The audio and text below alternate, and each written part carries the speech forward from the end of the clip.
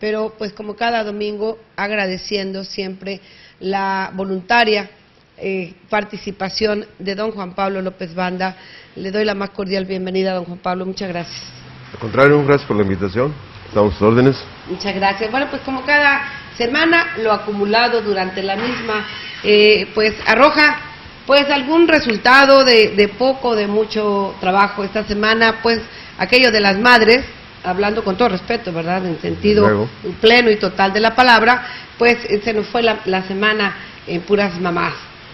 Para no repetir porque se nos iba a oír medio mal, pero aún así, y medio escondidos en esos temas sensibles, hay temas importantes. ¿Uno de ellos? Claro que sí, uno de ellos es que, para bien de la partidocracia, incluso, aunque algunos se resistan a aceptarlo, el proyecto, el Pacto por México, continúa, sigue adelante, una vez superadas las diferencias que suscitaron el hecho del manejo electoral de algunos funcionarios menores. Se entiende ahora, no alcanzó a Rosario Robles la responsabilidad. No te preocupes, Rosario. Exactamente, el manto protector la ha cubierto, de tal modo que pues se revienta la cuerda siempre por lo más delgado, y algunos funcionarios menores del estado de Veracruz perdieron su trabajo y aceptaron la responsabilidad total, y de esta manera se superó la petición sobre todo del señor Madero, el presidente del PAN, que exigía que se blindaran esos recursos y no tuvieran una utilización política.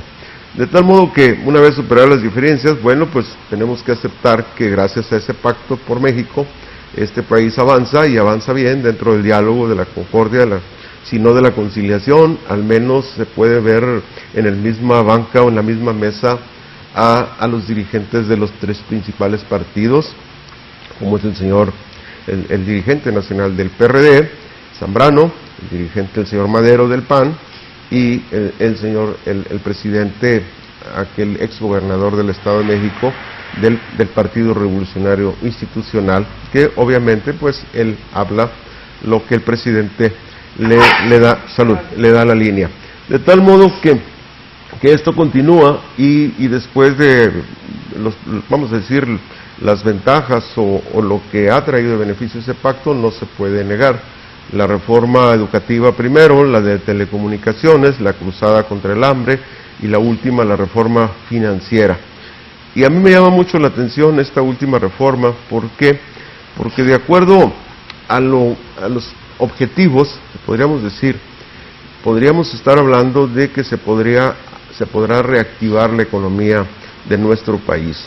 ¿Por qué? Porque recordemos que en el tiempo de los panistas, y algo presumieron ellos, y en cierta forma tenían razón, fue el manejo escrupuloso de los fondos de la economía, que impidió que hubiese desorden financiero en este país, y impidió también que regresáramos a aquellas situaciones difíciles cuando el priismo, cuando aquel último acontecimiento que fue el error de diciembre, que aún todavía se disputan la paternidad, exactamente, y todavía no se define y quién fue, se discute en la paternidad, tanto los economistas de Salinas como los de Ernesto Zedillo Ponce de León.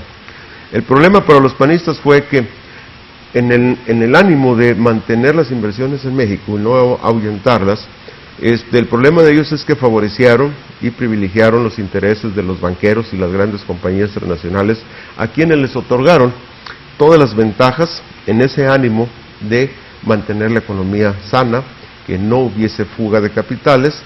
El asunto es que en ese ánimo les dieron demasiadas ventajas, al grado que los beneficios de la economía solamente ellos los percibieron o lo recibieron, y no así la gran mayoría de mexicanos que aún padecen la difícil situación de crisis económica. De ahí la importancia de la reforma financiera, que entre sus principales objetivos son promover el otorgamiento de créditos a los usuarios de los servicios financieros para así aumentar la competitividad. Se favorezca con más créditos a los sectores en comunidades alejadas que no han recibido los servicios de la banca comercial. Promover el fortalecimiento de los intermediarios financieros como cajas de ahorro y financieras regionales para que apoyen a los sectores como el agrícola y el pecuario. Facilitar el acceso al crédito y así elevar el desarrollo económico para que éstas apoyen proyectos de infraestructura a empresas regionales. El paquete de iniciativas incluidas en la reforma financiera incluye la regulación de organismos financieros que operan fuera de la reglamentación de la Conducef. Conocemos aquí en Río Verde, no quiero echar un comercial, pero le voy a citar junto y usted los podrá identificar. Con dinero, el crédito del maestro y la independencia, alcanzarán la independencia. Son empresas que se dedican precisamente a una banca paralela, pero como no están sujetas o regidas por la Conducef, estas empresas actualmente actúan como verdaderos usureros que llegan a cobrar intereses, exactamente, que llegan a cobrar intereses hasta el 80 y el 120% en sus créditos.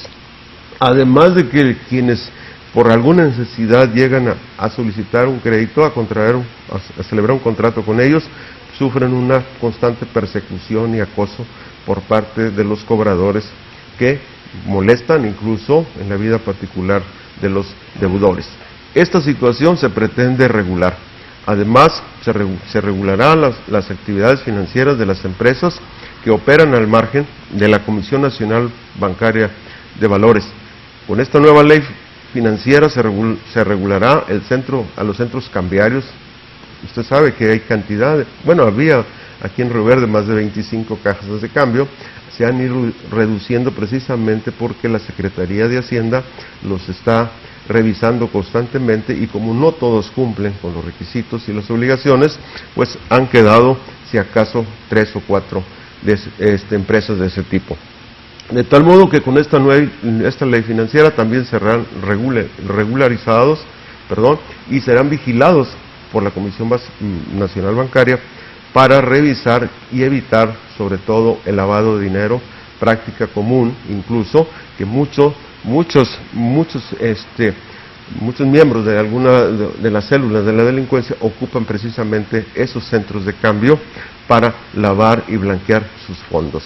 De tal modo que con esta misma ley va a traer el beneficio para que la gente, los ciudadanos, los medios, los pequeños comerciantes o propietarios de empresas de mediano nivel podrán tener acceso a recursos financieros y podrán recibir créditos blandos y con facilidades para cubrir.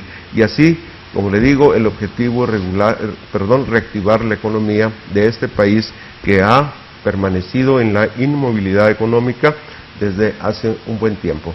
De tal modo que la medida o esta reforma va a traer, si se llega a aplicar, sabemos que en este país se modifican las leyes para que todo siga igual, esperemos que, pero no todo es bonanza, ni crea que los bancos son almas de la caridad y van a prestar el dinero así de fácil.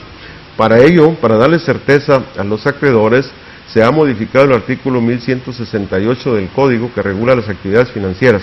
Y ahora señala claramente que los acreedores podrán recurrir al arraigo e incluso al secuestro como una providencia precautoria cuando exista el temor fundado que el deudor se ausente o se oculte, incluso podrá secuestrar los bienes ofrecidos en garantía.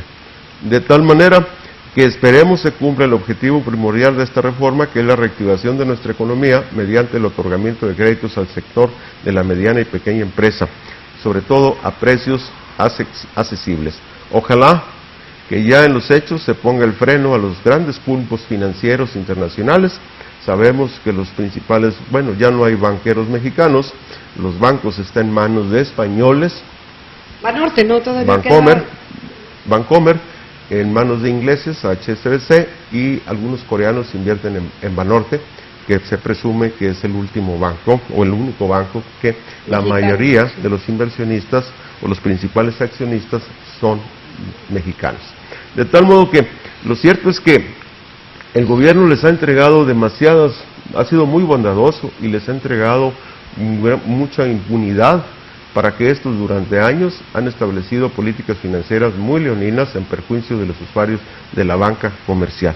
Sabido está que los bancos actualmente le cobran a usted hasta por preguntar cuánto tiene usted invertido con ellos, le cobran por cuidarle el dinero. Si das cheques, si das más cheques, si guardaste dinero en efectivo, todo te Exactamente. Todo. Y hay una cosa que a mí me interesa mucho porque traté de indagar entre los banqueros, obviamente, y hasta muy reservados. Antes había un grupo, vamos a decir, tenían una oficina donde los banqueros, al menos representantes de los bancos que operan en Río Verde, podrían dar información. Actualmente no se sabe cuánto captan y cuánto regresan. En los años en que yo llegué a obtener esa información, hablábamos que de 100 millones que captaba la banca aquí en Río Verde, en esta zona, acaso prestaban, de 100, prestaban el 5 o 8 millones de pesos. En esos promedios deben de mantenerse porque los bancos instalan sucursales, por ejemplo, aquí en Río Verde, y son oficinas recaudadoras o captadoras de inversión,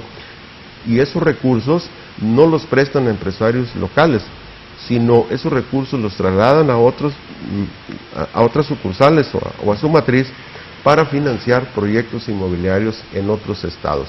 Esa es causa principal de que los pueblos o los municipios del tamaño del nuestro no crezcan económicamente. Claro, el dinero porque todos los inversionistas, toda la gente que tiene sus ahorros, aquí en Río Verde se reciben depósitos de gente desde hasta Jalpan, gente que invierte y que guarda sus dineros en los bancos locales y suman miles de millones de pesos. Sin embargo, estos mismos bancos no devuelven o no cumplen su compromiso social, que es de apoyar al comercio o la industria local. De tal modo que yo espero también que con esta reforma se obligue a los bancos que un porcentaje de su captación la destinen para financiar proyectos locales. Importante la reforma financiera, indiscutiblemente, que me gustaría además que me haga favor de repetirme esto que me dijo acerca de que cuando haya algún deudor podrán inclusive secuestrarlo, privarlo de su libertad. No, secuestrar los bienes que están dados en garantía. Secuestrarlos o tenerlos a ellos cautivos. Podrán ellos incluso requisarlos, ¿sí? Como le dicen, incautarlos para garantizar el pago, porque usted recordará que una de las razones que exponen los banqueros es precisamente que el crédito en México es muy caro porque es de alto riesgo. La gente, muchos ciudadanos, ¿se acuerda usted del Barzón? ¿Cómo puede ser posible, perdone que le interrumpa,